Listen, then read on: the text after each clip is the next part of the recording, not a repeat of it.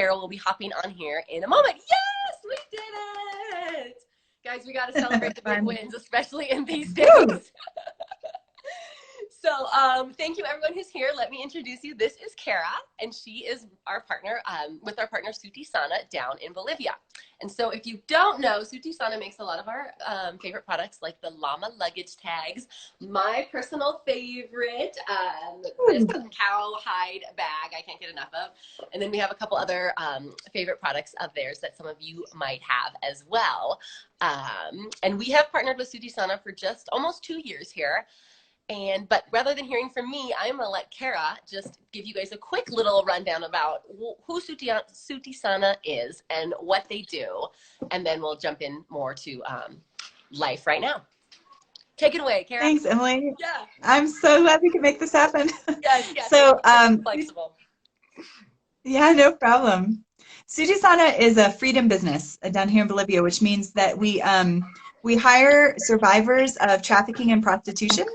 And here in Bolivia, we work on industrial and handmade sewn products. So as you saw, Emily's beautiful bag, we focus on a lot of accessories, both men's and women's, lots of leather, lots of Bolivian wool with our own design patterns based on the beautiful Bolivian designs that we have all around us. So that's what we normally do. Right now with COVID and all that stuff, we're jumping into some new markets, but we can talk about that later. But one of our favorite things is partnering with amazing groups like Bought Beautifully. They are the lifeblood of our organization. If it wasn't for groups that partner with our artisans, we wouldn't be able to sell our product and get them out there. And so every time you buy something from Bought Beautifully, whether it's our products or anyone else's, you're supporting artisans that won't really be able to get their voice, their creativity, and their talents out there otherwise. So buy small, buy local, buy Bought Beautifully. Thank you. And Kara, so tell us a little bit about your guys' mission. Like where you work in Bolivia and who you work with and the depth of care and love that you pour into these women, because that's what really gets us all excited. Well, we work in the suburb of the capital city, La Paz. So in the place where there are the most red light districts in all of Bolivia. Between La Paz and El Alto, there's somewhere between 30 and 50,000 women who are prostituting, often who started under trafficking situations when they were quite young. And we work with these women anywhere from 11 years old to up to 65. And our more focused purpose is to work with these women to give them opportunities for abundant life.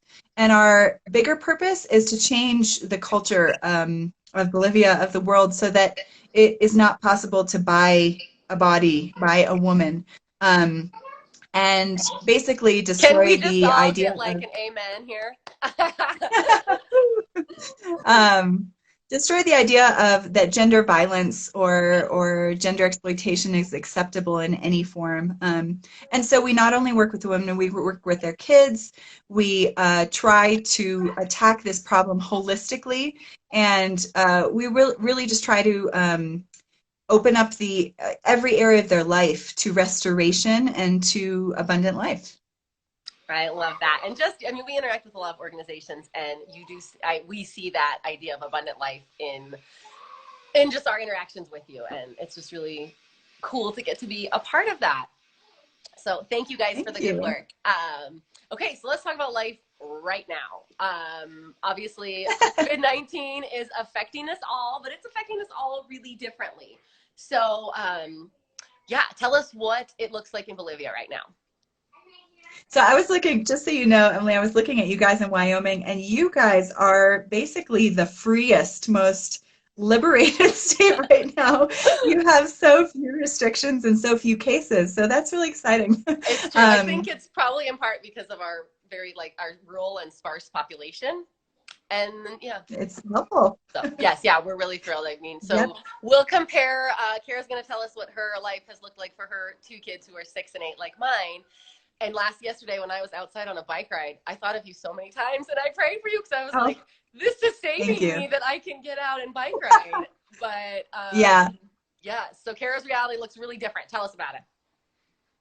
So Bolivia was rated by Oxford Economics as the most vulnerable country in the world to an economic and social collapse due to COVID. So being the most vulnerable country in the world makes it very important, I think, that the government shut us down really early. They did a complete lockdown a month ago yesterday. And so we have been in a complete lockdown means that nobody can leave the house at any time of day except for 4 hours per week to get groceries or to do pharmacy runs. And so we live in a tiny apartment, and me and my two kids and my husband have been together in this tiny apartment for 4 weeks straight.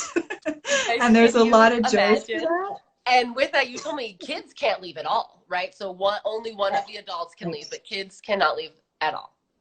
So all Kids of and us, senior citizens. oh my goodness, yeah, all of us who have had it's just good perspective to be thankful for what we do have and the ability to walk outside and get out of the house, even though it's limited and different.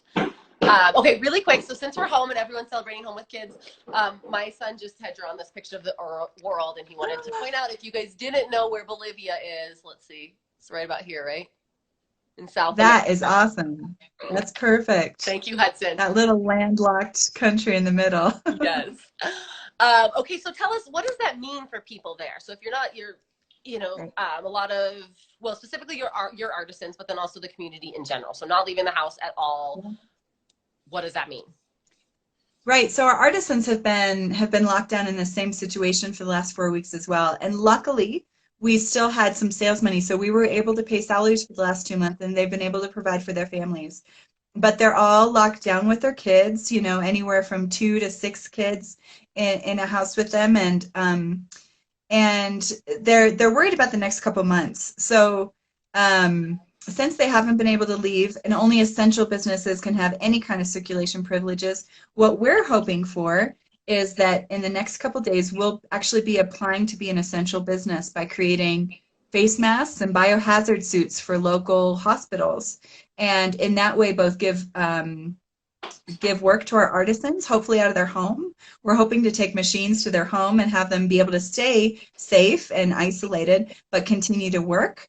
And then we'll also be able to provide an essential service to the hospitals as they're running out of supplies. Oh, that would be amazing. So you guys can all join us in prayer for that works out for them. So amazingly, your artisans have been able to have salaries and continue to provide for their families. What about, like, what kind of portion of, like, the Bolivian population is that not, who are living day to day, and now, can you tell us a little bit about what your take is on that?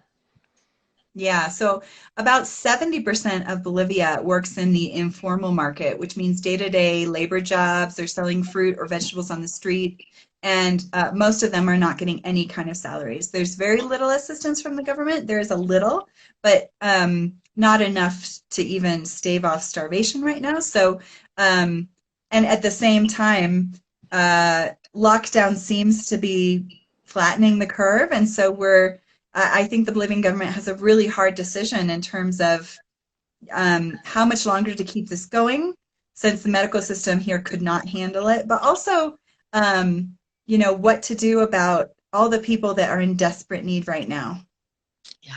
Yeah. So I know I read a news article in one country, now I can't remember, but they were saying they told people, if you are starving, put a red flag or a red piece of paper out your window so people know to bring you food.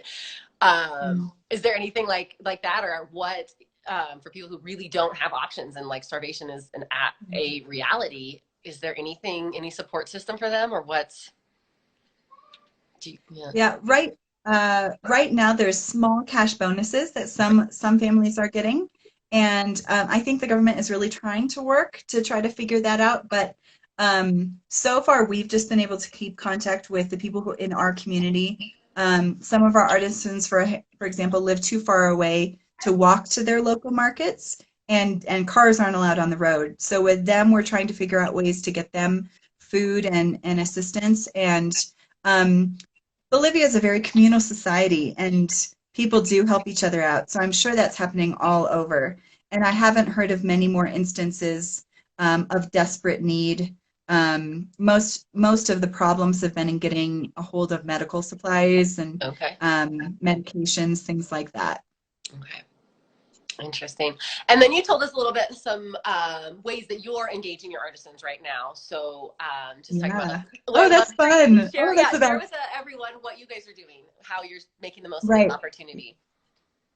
Yeah. So, since everyone's just at home twiddling their thumbs and trying to homeschool their kids, we've used this opportunity to start working with each of our artisans to figure out their professional and personal goals and to start to create a professional and personal development plan to reach those goals. So we're having them take things like the Myers-Briggs test, which of course none of them have ever encountered before, and trying to find out individually where do they want to be. So if they want to be in Sutisana till they graduate, till they retire, we would love that. We want to support that, but we also want to create opportunities within Sutisana for them to grow and for them to take more responsibility. But if they want to do something else, one of our artisans interested in starting a preschool, one of our artisans at times have wanted to open up her own restaurant. So if Sutisana isn't their ultimate goal and that's just a stepping stone, we also want to spend time developing them so that they are able to reach those goals, whatever they are.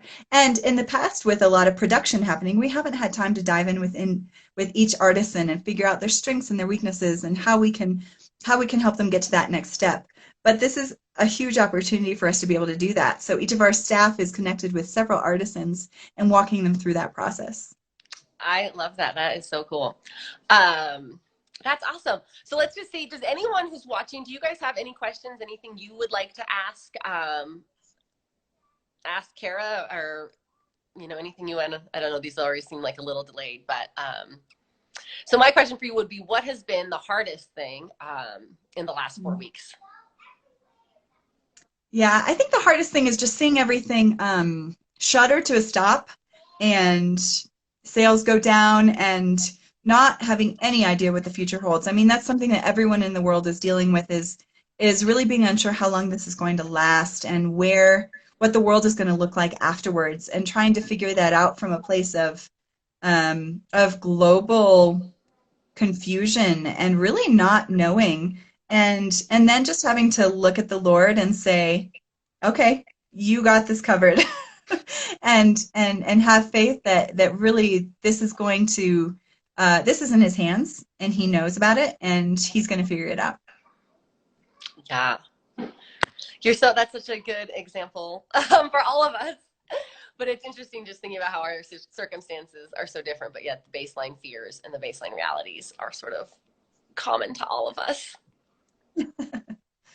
Yeah. Nice. Well, is there anything else you wanted to add, Kara? It is great to talk to you always, and I love seeing some of your clients and friends and family pop up. And Yes. yeah, I really hope that someday we'll be able to come to Wyoming Yeah. and yeah, hang out with you there. And us to Bolivia. Oh, you're welcome anytime, except in the next couple weeks. Yeah, except right now. That's awesome. Well, you guys, thanks for everyone who's watching or has watched or who will watch in the future. Thank you so much, Kara, for making this work and for being flexible as we navigated these technological issues.